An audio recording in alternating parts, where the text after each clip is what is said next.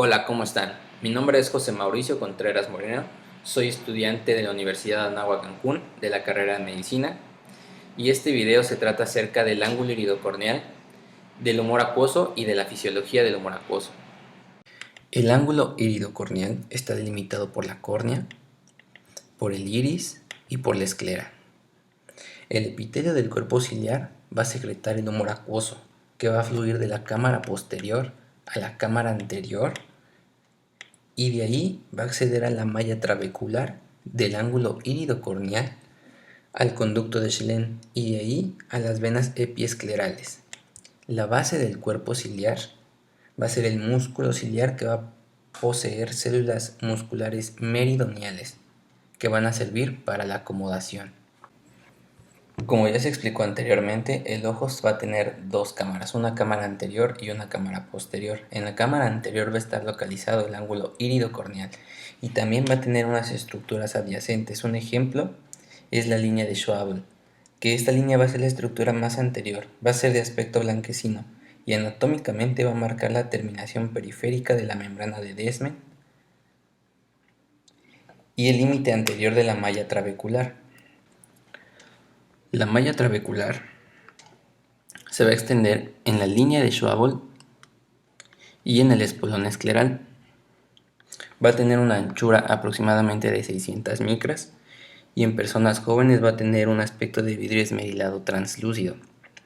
La malla trabecular se va a dividir en dos, una parte anterior y una parte posterior. La parte anterior va a ser una parte no funcional y se va a situar junto a la línea de Schwabel y es de color blanquecino. Y en la parte posterior es una parte que es pigmentada y una parte funcional. Esta parte funcional va a estar adyacente al espolón escleral y tiene un aspecto translúcido azul grisáceo en las personas jóvenes. El espolón escleral es la proyección más anterior de la esclera y es el lugar de inserción del músculo longitudinal del cuerpo ciliar. Y el canal de Schlenn se puede identificar justamente en el ángulo, sobre todo si este no está pigmentado, y se puede identificar como una línea ligeramente más oscura y profunda que la malla trabecular posterior. Simplemente, el cuerpo ciliar va a estar formado de un músculo ciliar, de procesos ciliares y de una porción ciliar de la retina. Sin embargo, este cuerpo ciliar va a estar detrás del espolón escleral y va a estar localizado como una banda de color rosado, y esa anchura de la banda va a depender de la posición de la inserción del iris y va a tender a ser más estrecha en ojos hipermétropes y más ancha en ojos miopes. Los procesos iridianos van a ser pequeñas proyecciones normalmente tenues desde la superficie anterior del iris, que se van a insertar a nivel del espolón escleral y van a cubrir en grado variable el cuerpo ciliar. Se van a encontrar en alrededor de un tercio de los ojos normales y son más o menos sostenibles durante la infancia y en los ojos marrones. Voy a mencionarles unas estructuras del disco del nervio óptico que va a albergar a la papila. El disco del nervio óptico en el fondo de ojo normalmente va a estar bien definido y de color amarillo-naranja. Va a mostrar una depresión central que va a ser característico de la excavación del disco. Y a 3 o 4 milímetros temporal al disco del nervio óptico se va a encontrar la mácula lútea, que va a ser donde se va a encontrar la mayor cantidad de conos. E histológicamente hablando, el nervio óptico va a ser la formación de los axones de las células ganglionares que van a desencadenar el disco óptico, que va a estar caracterizado porque tiene una depresión central y va a tener una copa óptica, que es de coloración más pálida a comparación de las fibras nerviosas circundantes. En el glaucoma, la pérdida de fibras nerviosas va a provocar el aumento del área de copa óptica cerca del sistema humoral del ojo. Como bien se sabe, el ojo va a estar relleno de líquido y este líquido intraocular va a mantener una presión suficiente para que el globo ocular pueda seguir dilatándose.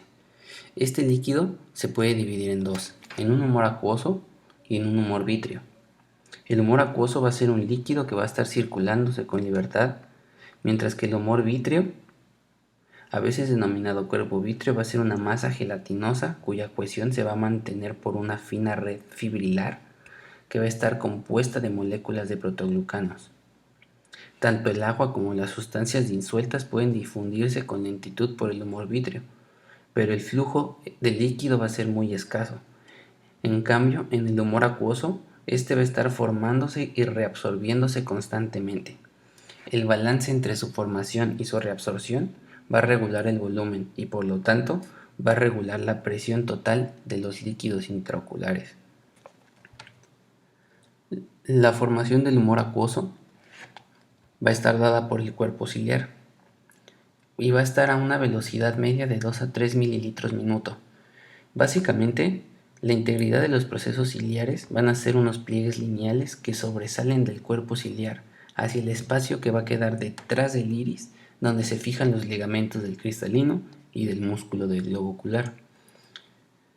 El área total que va a poseer los procesos ciliares van a ser aproximadamente 6 centímetros cuadrados de cada ojo, y esto va a hacer que la superficie de estos procesos estén cubiertas de unas células epiteliales de carácter secretor, y justo por debajo de ellas va a ser una zona muy vascularizada.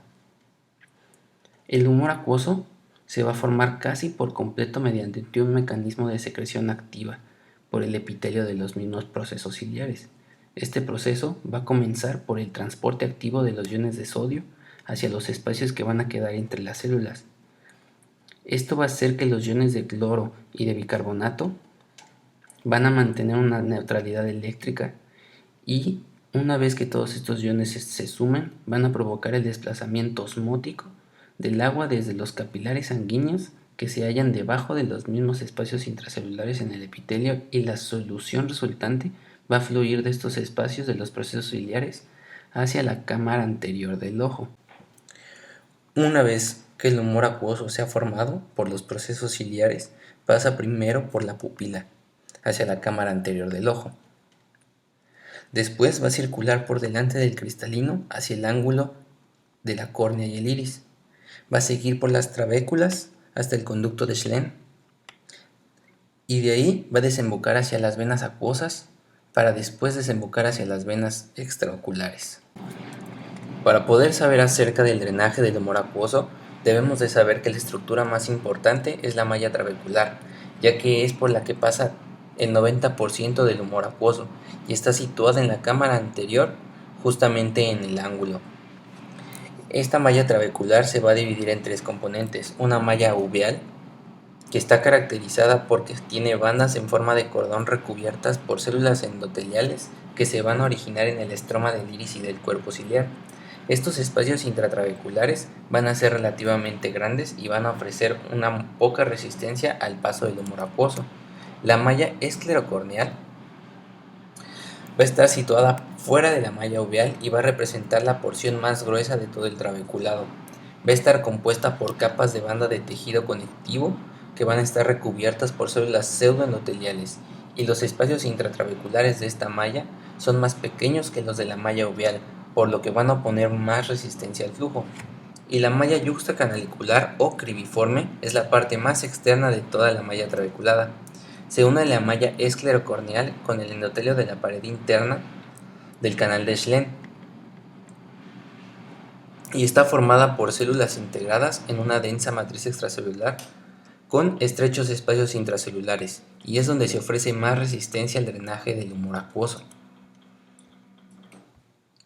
Y el canal de Schlenn es un conducto circunferencial situado dentro de la esclera perilímbica.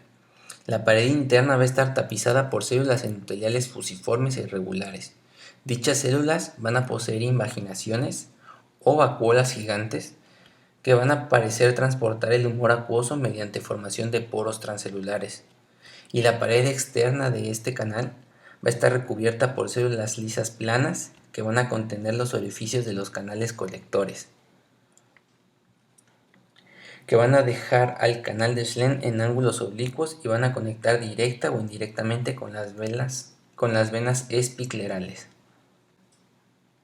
Una vez que el humor acuoso pasa de la cámara posterior a través de la pupila hacia la cámara anterior, se va a drenar por medio de tres vías. En la letra A podemos ver que es el drenaje trabecular, que es por donde pasa el 90% del humor acuoso y va a atravesar el trabeculado hacia el canal de Schlemm y de ahí va a pasar a las venas epiesclerales. Es una ruta de gran volumen, es sensible a la presión, de modo que si aumenta la presión intraocular va a incrementar el drenaje del humor acuoso. La letra B es el drenaje uveoescleral, que es por donde pasa el 10% del humor acuoso.